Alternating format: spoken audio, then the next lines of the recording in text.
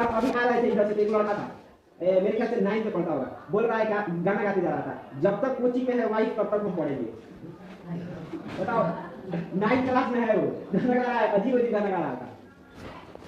ऐसा वैसा लड़का है, क्या कर रहा है, लक्ष्य से पहले ही भटक जा रहा है। बताओ 9th क्लास में लड़का है। जय हिंद दोस्तों, स्वागत है आपके अपने YouTube चैनल ज्ञान वर्षा में। दोस्तों हम लोग आज के इस वीडियो में जियोग्राफी को पढ़ने वाले हैं, ठीक है। और देखिए ये वीडियो आपको सिर्फ देखने की जरूरत है, ठीक है। आपको देखना है, आपके दिमाग में छप जाएगा, बस केवल देखना है, देखते रहिए। आपके दिमाग में यह सभी क्वेश्चंस आपके दिमाग में छप जाएगा। और हम पिछले पार्ट 1, पार्ट 2 एंड पार्ट 3 में आपको बहुत सी चीजों को हम बता चुके हैं। यदि आप नहीं देखे हैं तो सिर्फ आप जाकर के देखिए, रटिए मत। वहां पर हम ऐसे बताए हैं अपने शब्दों में, ताकि आपको रटने की कोई जरूरत नहीं है, ठीक है। और वहां से आपके बोर्ड परीक्षा में या तो सब्जेक्टिव हो या ऑब्जेक्टिव हो, दोनों प्रश्न वहीं से पूछा जाएगा, ठीक है। तो सभी प्रश्नों को आप क्या कीजिएगा, पहले केवल जाइए वीडियो को देखिए, आपको समझ में आ जाएगा। चलिए आज के इस वीडियो में उससे आगे पढ़ते हैं और वीडियो को स्टार्ट करते हैं।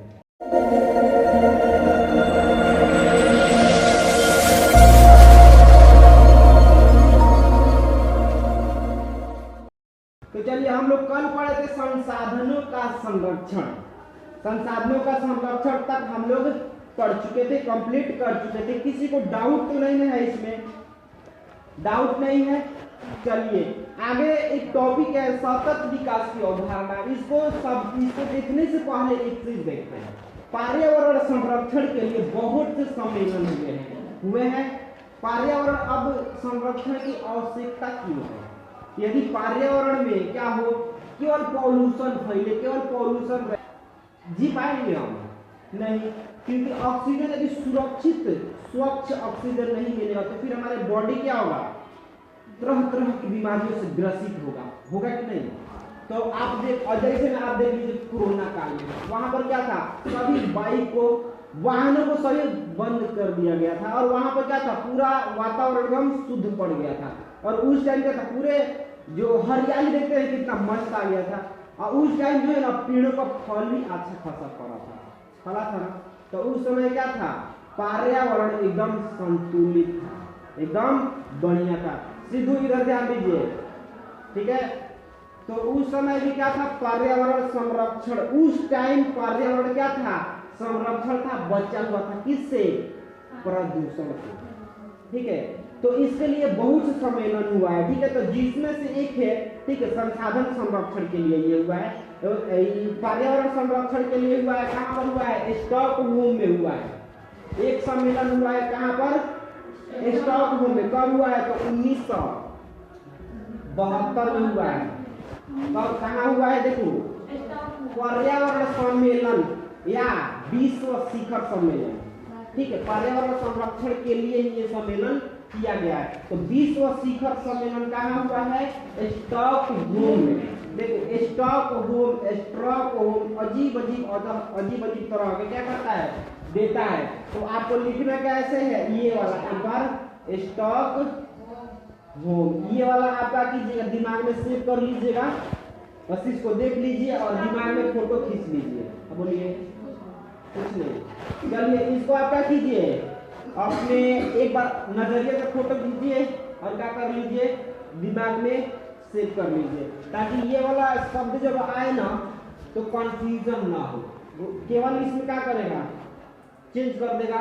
और वहां पर आप घूम जाइए, स्टॉकहोम था कि स्टॉकहोम था, स्कॉट करेगा ना तो ऐसे कर देगा, स्कॉट। हाँ, घुमा फिरा देगा, ठीक है। तो ये क्या होगा, स्कॉटहोम। तो स्कॉटहोम भी देता है, ठीक है। तो भाषा चेंजिंग नहीं होना चाहिए, समझाया? भाषा बस याद रखिएगा, शब्द जो है ये है, शब्द ज्यादातर चेंज करता है, शब्द चेंज कर देगा, ठीक है, बस उसका मतलब बदल जाएगा, ठीक है। और वो बदलेगा तो फिर ऑब्जेक्टिव गलत में जाएगा। इसलिए आप एक बार खींच लिए इसको फोटो अपने नजरिया में, दिमाग में सेट कर लीजिए, ताकि प्रश्न आए तो छूटे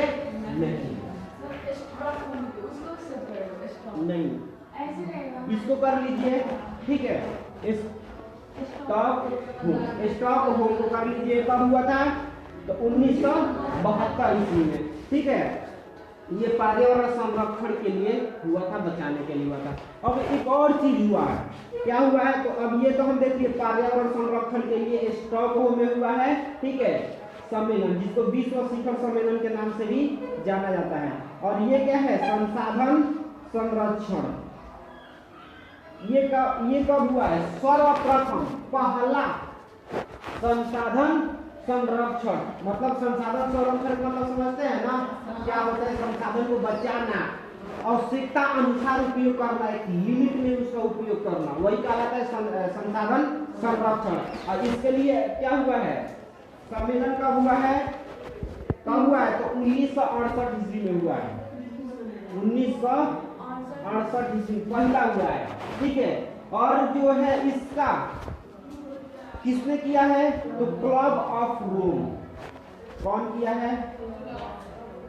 क्लब ऑफ रोम, यही ना है? किस पर? इस पे क्लब ऑफ रोम ने किया है। कब किया है? तो 1968 ईस्वी में, ठीक है। उसके बाद से दूसरा भी हुआ है।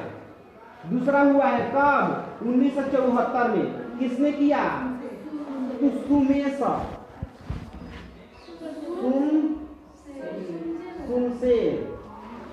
सुनसेर जी किए हैं, है ना? तो देखा कहीं देखो, कहीं ना ये वाला जो है ना मात्रा यहाँ पर डाल देगा, सुमेसर डाल देता है, बहुत घुमाता है, जैसे स्टॉकहोम को बताया उसी प्रकार से क्या करेगा? मात्रा चेंज कर देगा। तो इसको भी अपने दिमाग में फोटो खींचिए और इसको सेव कर दीजिए, सुनसेर। और इनका जो है, इनकी पुस्तक किस पुस्तक में मिलता है?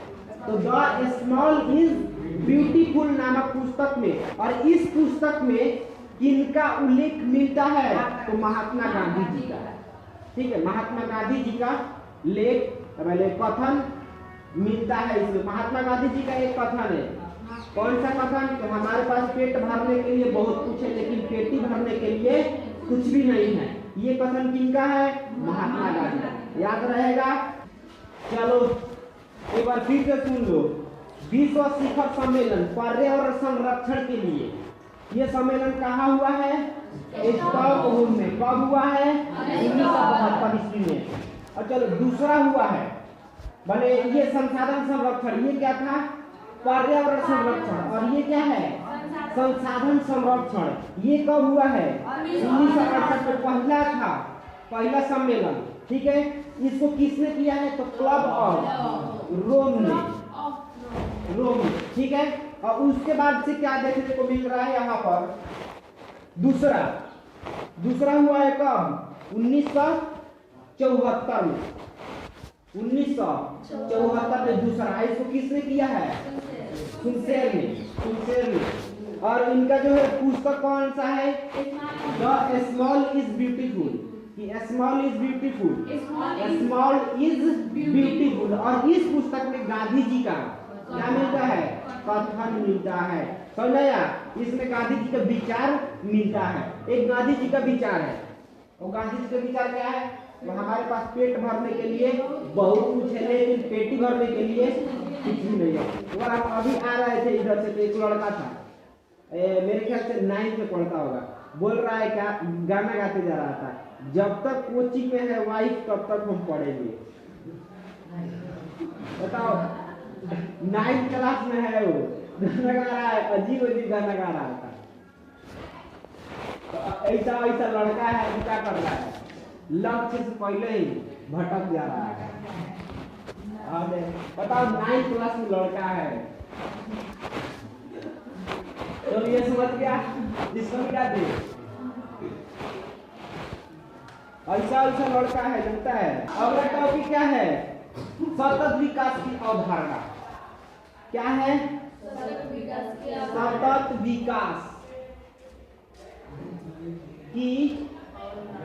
अवधारणा की अवधारणा।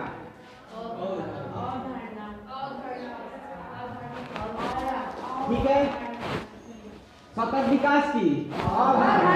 सबसे पहले समझते हैं सतत विकास होता क्या है। ठीक है, तो वैसा संसाधन जो जारी रहे, टिकाऊ रहे, क्यों टिकाऊ रहे, क्यों जारी रहे? ताकि आने वाले समय में हम या हमारे पीढ़ी उसका लाभ इस्तेमाल कर सके। ये क्या है? मार्कर है। और ये क्या है? मार्कर के साथ संसाधन भी है। ठीक है, मार्कर के साथ संसाधन भी है।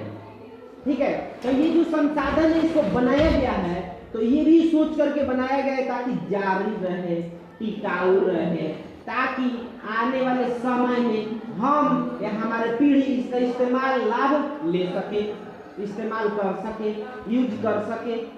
तो ये होता है सतत विकास। कोई भी संसाधन होता है ना, कोई भी संसाधन बनता है, जन्म लेता है, तो क्या होता है वहां पर सतत विकास एकदम आता ही आता है। क्योंकि ऐसा नहीं है कि मार्कर बनाया गया है तो मार्कर क्या है? संसाधन है, और इसको बनाया गया है तो आज भर इसका उपयोग करेंगे, कल नहीं करेंगे, आने वाले समय में हमारा पीढ़ी उपयोग नहीं करेगा, ऐसा कुछ है? नहीं है। आजकल विभिन्न प्रकार के क्या हो रहा है? संसाधनों का निर्माण हो रहा है, जन्म हो रहा है। वो किसके आधार पे? तो सतत विकास के, क्योंकि वहां सतत विकास एकदम इंक्लूड होगा ही होगा। हाँ, अरे ऐसे देखने तो थोड़ी लगता है। फोन का निर्माण हुआ, आईफोन आ गया, उसका ऐसा थोड़ी है कि जब निर्माण हुआ तब तक। अगर मान लेते हैं कि 2019 में क्या हुआ? निर्माण हुआ, तो 2019 से हम इस्तेमाल करेंगे, आने वाले कितने साल तक हम उसका इस्तेमाल करेंगे? हो सकता है हम इस्तेमाल करके चले जाए, हमारी पीढ़ी है वो करे, उसका पीढ़ी है वो करे। ये होता है सतत विकास, जारी रहे, टिकाऊ रहे। ठीक है, ताकि उसका लाभ कौन ले सके? आने वाले पीढ़ी में हम, हमारे आने वाले समय में हम ले या हमारी पीढ़ी ले। चलो, अब यहाँ हो गया ना संसाधन विकास की अवधारणा। यही होता है संसाधन विकास, बने सतत विकास। सतत विकास की अवधारणा यही होता है। ठीक है, एक आगे क्वेश्चन मिलेगा ना कि संसाधन के विकास में सतत विकास की अवधारणा क्या है? संसाधन के विकास में, संसाधन के जन्म में, संसाधन के निर्माण में सतत विकास की अवधारणा क्या है? तो कैसे बताइएगा? कोई भी संसाधन, किसी भी संसाधन का विकास होता है, जन्म होता है, तो क्या होता है? सतत विकास के बाद आता है। क्योंकि देखिए कोरोना काल में, कोरोना में जब वैक्सीन बना था ना, वो वहां पर भी सतत विकास है। ऐसा नहीं कि कोरोना 2020 में आया था, वैक्सीन कब लॉन्च हुआ? 21 में। ऐसा नहीं कि 21 भर ही लोग उसका क्या करेंगे? लाभ लेंगे, ऐसा कुछ नहीं है। ठीक है, आने वाले समय में अब जब कोरोना जिसको पकड़ ले लेगा। ठीक है, या फिर देखिए अभी भी ले रहे हैं कि नहीं? अभी भी लग रहा है कोरोना। तो ये क्या है? सतत विकास है, जारी है कि नहीं? है ना? तो ये संसाधन के जब ये विकास तो हो गया और वहां पर ये सतत विकास आया कि नहीं? बिल्कुल आया। ये होता है संसाधन के निर्माण में सतत विकास के अवधारणा। समझ आया? आगे बढ़े। चलो, ये तो कंप्लीट हो गया। उसके बाद से कुछ ऑब्जेक्टिव है, उसको देख लेते हैं। चलो, प्रथम पृथ्वी सम्मेलन कब हुआ था? 3 से 14 1992 में। फिर 5 साल बाद आइए तब द्वितीय पृथ्वी सम्मेलन। ये कब हुआ था? 23 से 27 जून 1997 में। ठीक है, उसके बाद से तृतीय, फिर 5 साल बाद आइए। लेकिन यहाँ पर 10 साल बाद हुआ था। कहाँ से जोड़ रहा है? पहिला से जोड़ रहा है तृतीय। तो इसके बीच का जो है गैपिंग हो रहा है, 10 वर्ष हो रहा है, तो 10 वर्ष बाद आइए। ठीक है, हालांकि 5 साल 5 साल 5 साल ऐसे करके आइएगा तो क्या होगा? सब याद हो जाएगा। पहले याद होगा ना, प्रथम पृथ्वी सम्मेलन 1992 में, तो 5 साल बाद आइए 97 में द्वितीय हो गया। फिर 5 साल नीचे आइए 2002 हो गया तृतीय पृथ्वी सम्मेलन। लेकिन डेट के बात किया जाए तो कब हुआ था? 26 अगस्त से 4 सितंबर तक। ठीक है, और प्रथम पृथ्वी सम्मेलन जो है किस शहर में हुआ था? तो रियो डी जेनेरो। किस देश में हुआ था? तो ब्राजील में। ठीक है, ये याद रहना चाहिए। उसके बाद इसमें किसमें? प्रथम पृथ्वी सम्मेलन में कितने जो है प्रतिनिधित्व भाग लिए थे? 178। और कौन से देश के? विकसित और किसके? विकासशील। विकसित जो विकास हो चुका है, और विकासशील का मतलब कोई विकास जारी है उसका, और विकास हो रहा है। विकासशील अपना देश है, विकसित हो रहा है। अमेरिका जैसा देश है, ये क्या है? विकसित हो चुका है। और हम लोग क्या है? विकासशील के कैटेगरी में आते हैं। नहीं, हम लोग विकासशील है, हम डेवलप कर रहे हैं। ठीक है, और विकास कर रहे हैं हम लोग, विकासशील के अंतर्गत आता है। यदि आपसे पूछे कि भारत एक देश है विकसित, विकासशील, इनमें से दोनों, इनमें से कोई नहीं, तो टी करना है विकासशील को। ठीक है, हम अब डेवलप कर रहे हैं हम लोग, ठीक है, हमारा देश डेवलप कर रहा है। ठीक है, तो उसके बाद से इसमें कितने देश के विकासशील और विकसित देश के प्रतिनिधित्व भाग लिए थे? तो 178। ठीक है, ये प्रथम में हुआ था, प्रथम में इतना भाग लिए थे। ठीक है, उसके बाद से एक क्वेश्चन पूछा जाएगा कि प्रथम पृथ्वी सम्मेलन किस शहर में हुआ था? रियो डी जेनेरो, किस देश में हुआ था? ब्राजील में। अब द्वितीय पृथ्वी सम्मेलन की बात आता है, यह सब कब किस लिए हुआ था? ग्लोबल वार्मिंग के चलते हुआ था। ये सभी सम्मेलन ग्लोबल वार्मिंग के चलते हुआ था। ठीक है, इसको कम करने के लिए, तभी तो संसाधन का संरक्षण होगा। अरे हमारा पेड़ पौधा भी तो हमारे लिए क्या संसाधन ही है ना, उसको बचाना हमारा क्या बनता है? दायित्व तो बनता है। उसको नहीं बचाएगा तो फिर हम नहीं बचेंगे, तब तक ना चालू हो जाएगा। तो द्वितीय पृथ्वी सम्मेलन कहाँ हुआ था? न्यूयॉर्क में।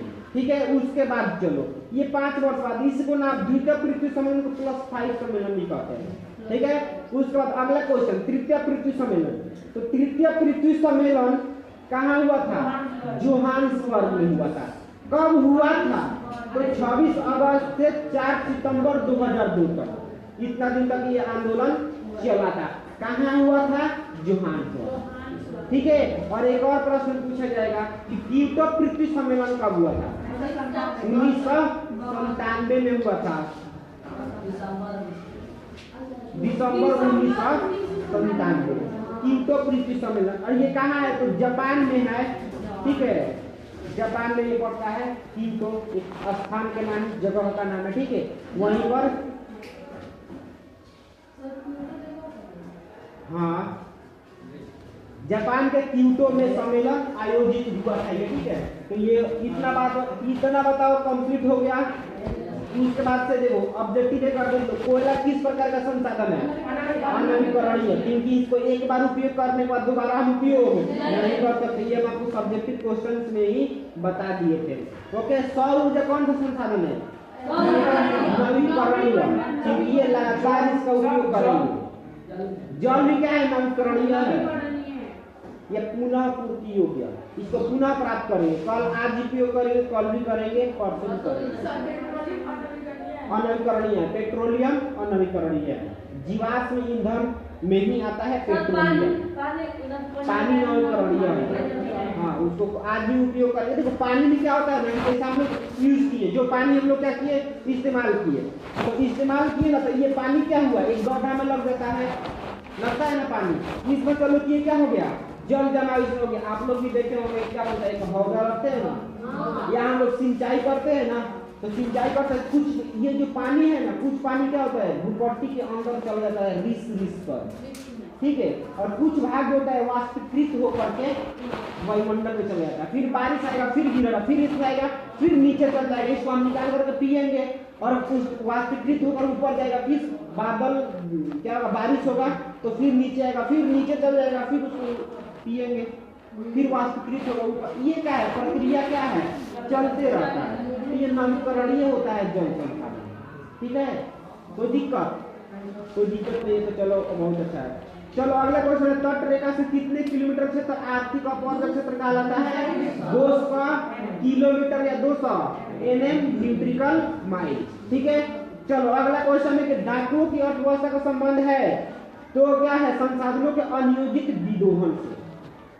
अनियोजित विदोहन, क्योंकि डाकू जब आएंगे क्या करेंगे? संसाधन के एकदम अनलिमिट में उसको क्या करेंगे? शोषण करेंगे, न कि कुछ छोड़ कर नहीं जाएंगे और कुछ लेकर के नहीं जाएंगे। यदि 10,000 रुपया रखा है तो सब लेकर भागेंगे, छोड़ेंगे बिल्कुल नहीं। ठीक है, चलो अगला क्वेश्चन क्या है? समुद्र में राजनीतिक सीमा में कितनी किलोमीटर क्षेत्र राष्ट्रीय संपदा निहित है? तो 12.2। ठीक है, ऑप्शन ए वाला होगा 12.2 किलोमीटर।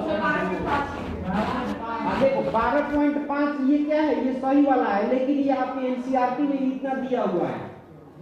तो यदि क्वेश्चन वहां पर पूछे ना, तो इसको आप क्या कीजिएगा? लाइक कीजिएगा, 12.2 को चूज कीजिएगा। ये एनसीईआरटी की दृष्टि से, अरे एनसीईआरटी में से ही क्वेश्चन पूछेगा क्या? ये देखो 12.5 किलोमीटर होता है, ठीक है, लेकिन एनसीईआरटी में कितना दिया है?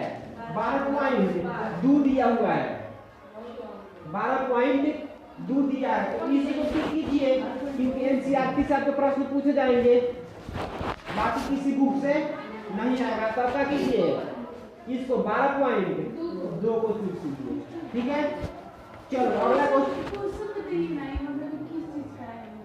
अब एनसीईआरटी का क्वेश्चन है, बुक है, बुक नहीं लेकर के आइए, तो प्रूफ भी घर पर आ जाना चाहिए था।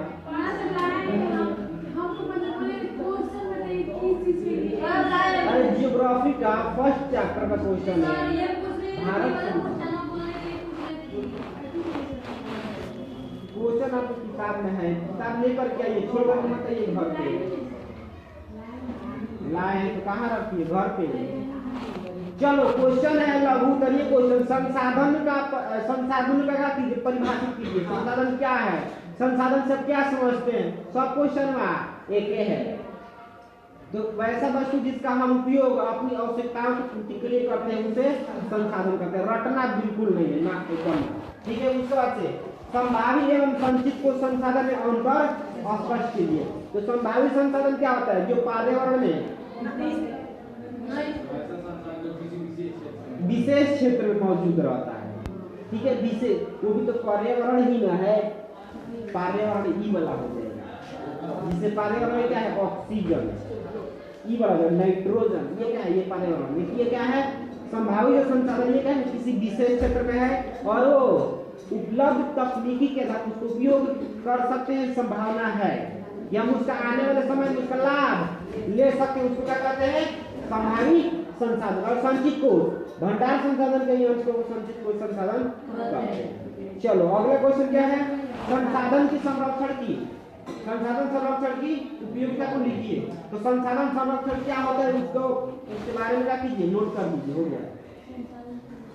हाँ, संसाधन संरक्षण, संसाधन को बचाना ही, मैनेजमेंट, कम से कम उपयोग, विवेकपूर्ण उपयोग, यही तो होता है संसाधन संरक्षण।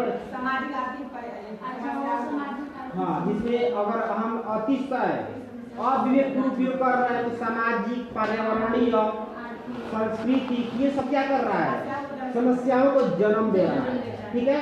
अगला क्वेश्चन, संसाधन के निर्माण में तकनीकी की क्या भूमिका है। अरे भैया, बिना तकनीक के ना संसाधन का विकास नहीं हो सकता है। हमको कृषि करना है तो उसके लिए तकनीक चाहिए। तकनीक में क्या चाहिए, हैंडपंप चाहिए, कुदाल चाहिए, ट्रैक्टर चाहिए, हंसुआ चाहिए, कुल्पी चाहिए, उसको क्या करने के लिए, सोहाई करने के लिए चाहिए ना, हैंडपंप चाहिए, ये सब क्या है, तकनीक चाहिए। अच्छा, हैंडपंप आएगा तो पानी नहीं आएगा, पानी रहबे करे भूपट्टी के अंदर, हैंडपंप ना आए तो पटाइएगा, नहीं होगा, ये पर ठीक है। तो वो भी तो तकनीक है ना, है सबसे तकनीक है ना।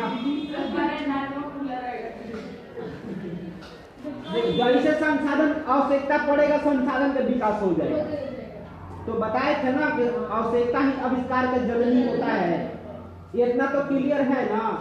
चलो अगला क्वेश्चन है, संसाधन के विकास में सतत विकास के उदाहरण अभी आपको बताएं। स्वामित्व के आधार पर संसाधन के विविध स्वरूपों का वर्णन करें। ये क्वेश्चन 2022 के सेंटअप एग्जाम में यहाँ पर पूछा गया है। कितने नंबर में, 5 नंबर में।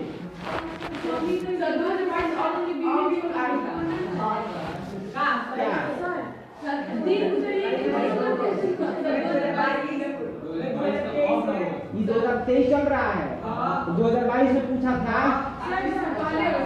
पहले सन वाला है।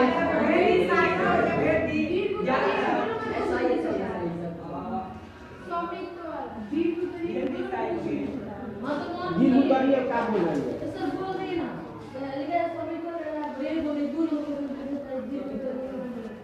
हम पूछे थे 2 नंबर में, अरे 5 नंबर में पूछा था। स्वामित्व का आधार कई को होता है, 4 गो होता है। 5 नंबर वाला क्वेश्चन है, 2 नंबर पूछा था।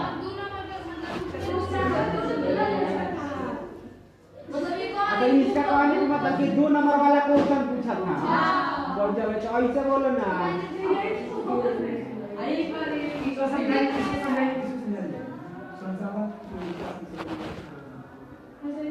इसको समझा दे। स्वामित्व के आधार पर संसाधन कितने विविध स्वरूपों का वर्णन करें। अरे संसाधन को स्वामित्व के आधार पर संसाधन को कितने वर्गों में बांटा गया है इसको बता दो। सब काहे बोलता है एक बार डांटे लेकर आओ अभी ये धो जाते अभी एक सब का ठीक हो जाता है। बोलो जिसका क्वेश्चन है खड़ा कर बोलो। संसाधन के विकास में स्वतंत्र विकास की उदाहरण अभी तो बताया ये क्वेश्चन। संसाधन के विकास संसाधन का विकास होता है उसमें स्वतंत्र विकास की बहुत बड़ी भूमिका होती है। हाँ पहले तो ये लिखे संसाधन के विकास और स्वतंत्र विकास की बहुत बड़ा भूमिका है। ये तो लिखना जरूरी है ना। डायरेक्ट आप लिख दीजिएगा जो जारी रहे टिकाऊ के स्वतंत्र विकास की डिफिनेशन आप छाप दीजिए तो जड़ से उठाइए जो क्वेश्चन आ रहा है वहां से कोई भी संसाधन का विकास होता है तो वहां पर स्वतंत्र विकास लगता है। ठीक है चलो इसमें किसी को दिक्कत नहीं ना है। अब ये स्वामित्व का आधार वाला में दिक्कत है तो क्या बोल रही थी। चलिए ठीक है ये पहला चैप्टर कंप्लीट। पहला चैप्टर में किसी को दिक्कत तो नहीं ना है वहीं पर भी। चलो ठीक है तो आज के यही क्लास खत्म होता है। ठीक है और पूरे चीज याद करके आना।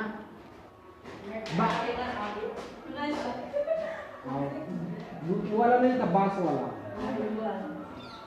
नहीं वो बांस के था ना। चलो झाड़ू से पीटा जाएगा।